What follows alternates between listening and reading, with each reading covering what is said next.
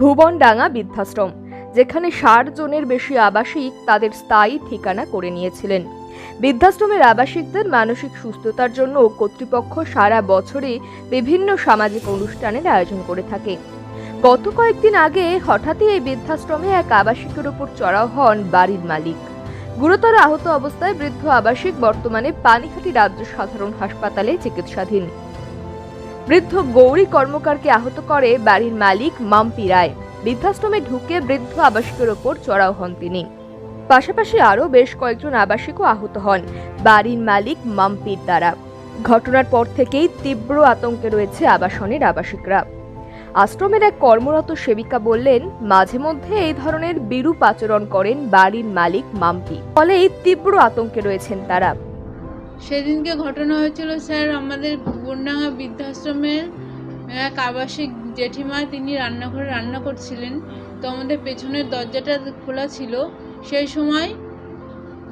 সময় হচ্ছে ওই বাড়িওয়ালা মহিলা এসে আমাদের জেঠিমাকে অ্যাটাক করে শাবল দিয়ে বা কাঁধে, এবং পেটে লাথি মারে, এবং আমাদের জেঠিমা এখন গুরুতরভাবে অসুস্থ হয়ে হসপিটালে ভর্তি রয়েছে। এবং আমাদের দিদি যখন আসেন, আমাদের উপরও আক্রান্ত করা হয়, আমাদেরকেও মারধর করা হয়।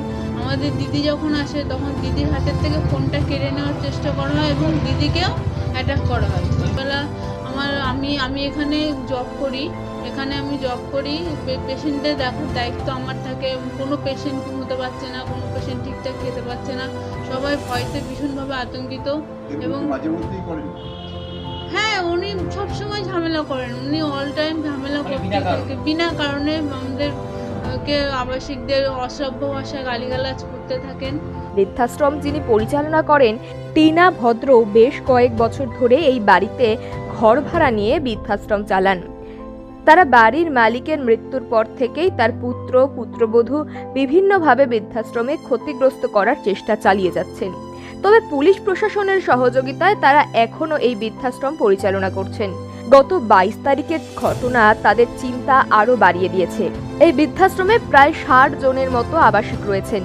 তাদের নিরাপত্তার বিষয়টি পুলিশ প্রশাসনের সহযোগিতায় এগিয়ে নিয়ে যেতে চাইছেন তারা। ইতিমধ্যেই তাদের বিরুদ্ধে খড়দা থানায় অভিযোগ দায়ের করেছে। শুরু হয়েছে আইনি প্রক্রিয়াও।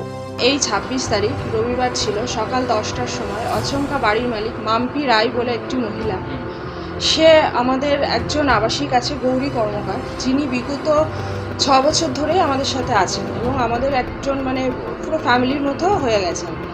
তাকে আচমকা ঢুকে তার বা কাঁধে একটা শাবল দিয়ে আঘাত করে এবং অকথ্য ভাষায় তো গালাগালি সেই সাথে ছিল, পেটে লাথি মারে এবং তাকে শুয়ে ফেলে তো যত রকমভাবে মারধর করা যায় সে করেছে।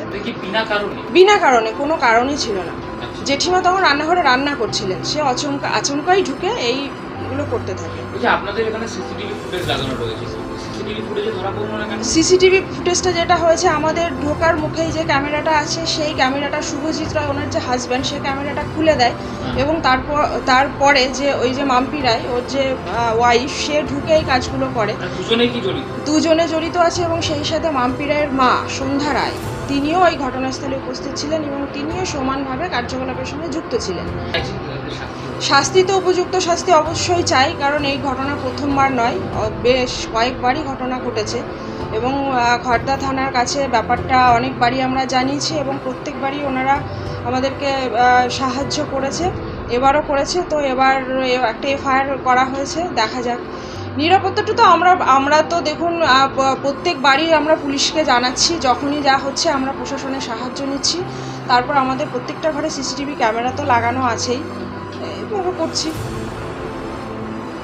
আমরা অত্যন্ত ভয়ে এবং ভয়ের মধ্যে দিয়ে আছি, সবাই আছি আমরা, যেহেতু আমাদের এদের সবারই একটু বয়সটা বেশি, শারীরিক ক্ষমতাটা অতটা বেশি নেই, তো আমরা অত্যন্ত ভয়ের মধ্যেই আছি এবং পুলিশ আমাদের আশ্বাস দিয়েছে যে পুলিশ পুরো ব্যাপারটা দেখছে এবং পুলিশ আমাদের পুরো ব্যাপার নিরাপত্তার একটা ব্যবস্থা করেছে।